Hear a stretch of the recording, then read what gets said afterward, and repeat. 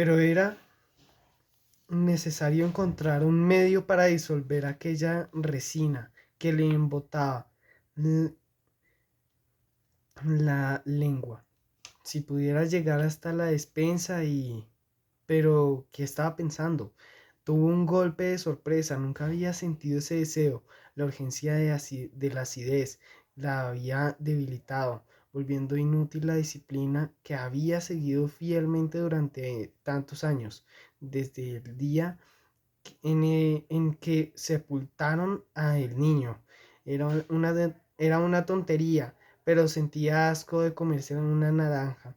Sabía que el niño había subido hasta los alzares de las frutas.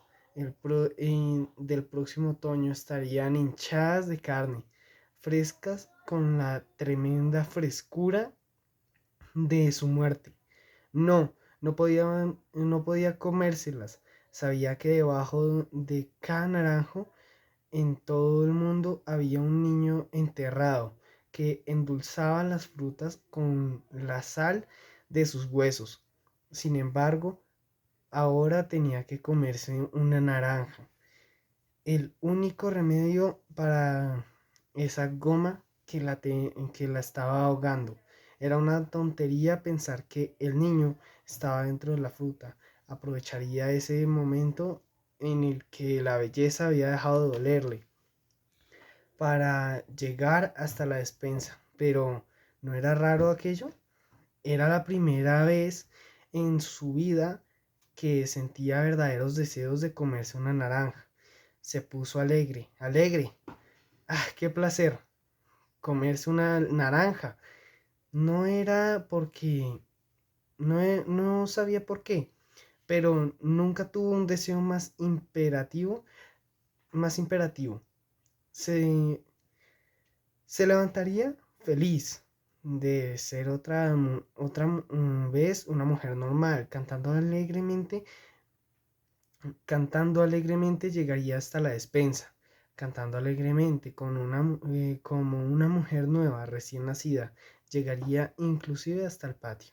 Y su recuerdo se tronchaba de pronto. Recordaba que había tratado de levantarse y que ya no estaba en su cama, que había desaparecido su cuerpo, que no estaban allí sus 13 libros favoritos, y que ella no era ya ella. Ahora estaba incorpórea, flotando, vagando sobre la nada absoluta, convertida en un punto amorfo, pequeñísimo, sin dirección. No podía precisar lo sucedido. Estaba confundida. Solo tenía la sensación de que alguien la había empujado al vacío desde lo alto de un precipicio. Y nada más. Ahora no sentía ninguna reacción. Se sentía convencida de ser abstracto, imaginario. Se sentía convencida de una mujer incorpórea, algo como si de pronto hubiera ingresado en ese alto y desconocido mundo de los espíritus puros. Volvía a tener miedo, pero era un miedo distinto al del momento anterior. Ya no era el miedo, ya no era el miedo al llanto del niño. Era un terror por lo extraño, por lo misterioso y desconocido de su nuevo mundo. Y pensar que después todo lo había... y pensar que después todo eso había sucedido tan inocentemente, con tanta ingenuidad de mi parte. ¿Qué iba a decir a su madre cuando al llegar a la casa se iba a enterar de lo acontecido? Empezó a sonar en la alarma que se producía en los vecinos cuando abrieran la puerta de su habitación, y después que el lecho estaba vacío, en las cerraduras no habían sido colocadas, que eh, nadie había podido entrar o salir y que sin embargo ella no estaba allí. Imaginó, imaginó el gesto desesperado de su madre, buscándola por toda la habitación, haciendo conjeturas, preguntándose a sí misma qué había pasado con esa niña. La escena se le presentaba clara. Acudirían los vecinos y empezarían a tejer comentarios, algunos maliciosos, sobre su desaparición. Cada cual pensaría según su propio y en particular modo de pensar. Cada cual trataría de dar la explicación más lógica, la más aceptable al menos, de llanto que su madre correría por los pasadizos del caserón, desesperada, llamándola por su nombre. Y ella estaría allí, contemplaría el momento detalle desde su rincón, desde el techo, desde las hendiduras del muro, desde cualquier parte, desde el ángulo más propicio, escu- escudada en su estado incorpóreo, en, un, en su intensidad, la intranquilizaba pensarlo. Ahora se daba cuenta de su error. No podría dar ninguna explicación, aclarar nada, consolar a nadie.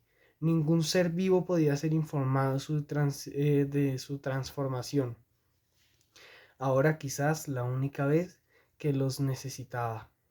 No tendría una boca, unos brazos, para que todos supieran que ella estaba allí, en un rincón, separada del mundo tridimensional por una distancia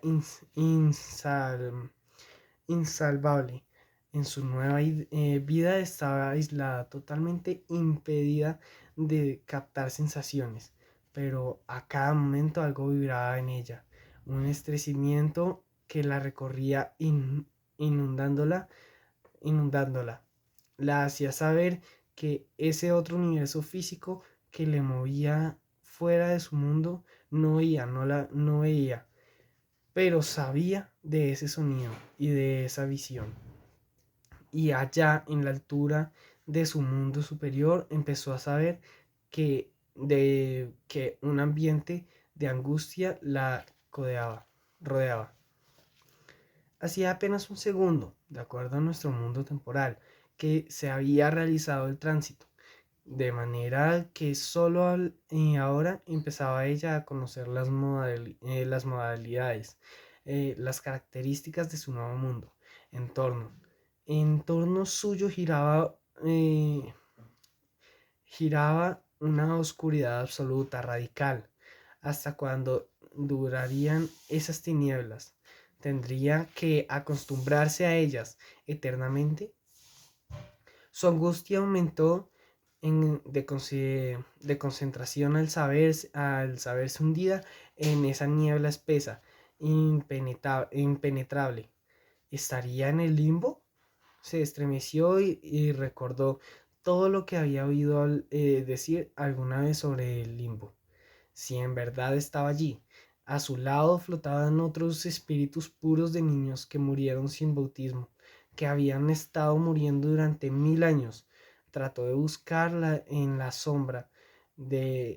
en la sombra, la vecindad de esos seres que debían de ser mucho más puros, mucho más simples que ella, aislados por el completo del mundo físico, considerados en una vida sonámbula y eterna. Tal vez estaba el niño, persiguiendo una salida para llegar hasta su cuerpo.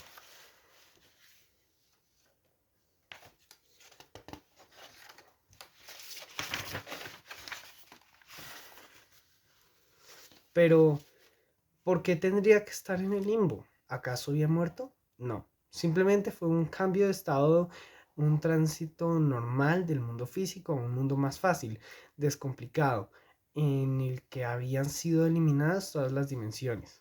Ahora no tenía que sufrir esos insectos subcutáneos.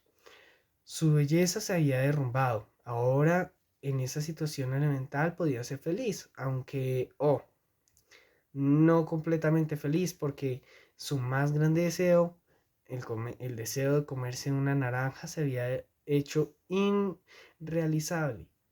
Era lo único que hubiera querido estar todavía en su primera vida, para poder satisfacer la urgencia de la acidez que permanecía aún después del tránsito. Trató de orientarse a fin de llegar hasta la despensa y sentir siquiera la fresca y agria compañía de las naranjas. Fue entonces cuando descubrió una nueva modalidad de su mundo. Estaba en todas partes de la casa, en el patio, en el techo, hasta en el propio naranjo del niño. Estaba en todo el mundo físico, más allá, y sin embargo no estaba en ninguna parte. De nuevo se tranquilizó. Había perdido el control sobre sí misma. Ahora estaba sometida a la voluntad superior. Era un ser inútil, absurdo, inservible. Sin saber, por eso empezó a ponerse triste. Casi comenzó a sentir nostalgia por su belleza, por esa belleza que ella había despreciado totalmente. Pero una idea suprema la reanimó. ¿No había oído decir acaso que los espíritus puros pueden penetrar a voluntad en cualquier cuerpo? Después de todo, ¿qué perdía con intentarlo? Trató de recordar cuál de los habitantes de la casa podía ser sometido a la prueba. Si lograba realizar su propósito, quedaría satisfecha. Podría comerse la naranja. Recordó la hora, a esa hora, recordó, a esa hora la gente del servicio no acostumbraba a estar allí. Su madre no había llegado todavía, pero la necesidad de comerse una naranja unida ahora a la curiosidad de verse encantada en un cuerpo distinto al suyo, la obligaba a actuar cuantas veces, pero no había allí nadie quien encarnarse. Era una razón desoladora. No había nadie en la casa, tenía que vivir eternamente aislada del mundo exterior, en un mundo adimensional, sin poder comerse la primera naranja. Y todo por una tontería. Hubiera sido mejor seguir soportando unos años más de belleza hostil y no anularse para siempre, inútilmente, como una bestia vencida, pero ya era demasiado tarde. Iba a retirarse decepcionada a una región distante del universo, a una comarca donde pudiera olvidarse de todos sus pasados deseos terrenos. Pero algo la hizo desistir bruscamente. En su comarca desconocida se abrió la promesa de un futuro mejor. Sí, había alguien en la casa en quien podría reencarnarse. En el gato. Vaciló luego. Era difícil resignarse a vivir dentro de un animal. Tendría una piel suave, blanca, y habría en sus músculos concentrada una gran energía para el salto. En la noche sentiría brillar sus ojos para sonreírle a su madre desde su corazón felino con una ancha y buena sonrisa animal. Pero una podría, no podría ser, se imaginó de pronto metida dentro del cuerpo del gato, recorriendo otra vez los pasadizos de la casa, manejando cuatro patas incómodas y aquella cola que se movería suelta, sin ritmo, ajena a su voluntad. ¿Cómo sería la vida desde esos ojos verdes y luminosos? En que en la noche se iría a maullarle al cielo para que no derramara su cemento enlunado sobre el rostro del niño, que estaba boca arriba, bebiéndose el rocío. Tal vez en su situación de gato también sienta miedo. Y tal vez al fin de todo no podría comerse la naranja con esa boca carnívora. Un frío venido de allí mismo, nacido en la propia raíz de su espíritu, tembló en su recuerdo. No, no era, no era pasible de encarnarse en el gato. Tenía miedo de desistir un día en su paladar, en su garganta, en todo su organismo cuadrúpedo, el deseo irrevocable de comerse un ratón. Probablemente cuando su espíritu empiece a poblar el cuerpo del gato, ya no sentiría deseos de comerse una naranja, sino el repugnante y vivo deseo de comerse un ratón. Se estremeció al imaginarlo preso entre sus dientes después de la cacería. Lo sintió debatirse en sus últimos intentos de fuga, tratando de liberarse para llegar otra vez a su cueva. No, todo menos eso. Era preferible seguir allí eternamente, en ese mundo lejano y misterioso de los espíritus puros. Pero era difícil resignarse a vivir olvidada para siempre, porque tenía que sentir deseos de comerse un ratón. ¿Quién primaría en esa síntesis de mujer y gato? ¿Primaría el instinto animal primitivo del cuerpo o la voluntad pura de la mujer? La respuesta fue clara, cristalina. Nada había que detener, nada había que tener, nada había que temer. Se encarnaría en el gato y se comería su deseada naranja. Además, sería un ser extraño, un gato con inteligencia de mujer bella. Volvería a ser el centro de todas las atenciones.